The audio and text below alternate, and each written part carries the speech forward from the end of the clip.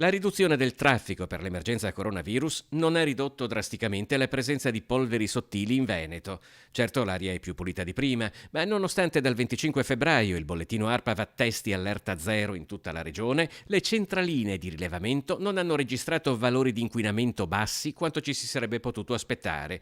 I motivi sono diversi. Il primo, meteorologico. Dall'8 al 13 marzo, ad esempio, fa sapere l'ARPAV, nel pieno delle misure restrittive, si sono avuti alcuni giorni di parziale stagnazione degli inquinanti e in tutta la regione si è addirittura registrato un accumulo con aumento dei livelli di PM10 fino a concentrazioni oltre il limite giornaliero. Ciò non significa però, puntualizzano da Legambiente, che il traffico debba essere scagionato. Fino adesso, a marzo, ci sono stati 3 superamenti. Nello stesso periodo, dal 1° marzo ad oggi, negli anni scorsi i superamenti erano il triplo, se non di più.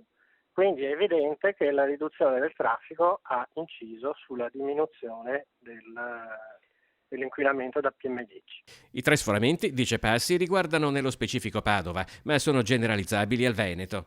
Il traffico impatta principalmente sulle emissioni di ossidi di azoto e bisogna considerare che una percentuale significativa del PM10, rimarca l'ARPAV, viene emessa principalmente dal settore del riscaldamento civile. Il traffico resta, quando non ci sono limitazioni del traffico, una delle principali cause dell'inquinamento da PM10, come testimoniano gli studi dell'ARPA. Il PM10 per sua natura si accumula nell'aria quando c'è l'alta pressione, quindi giorno dopo giorno il PM10 aumenta fino a che non arriva a una bassa pressione, vento o pioggia che lo disperde.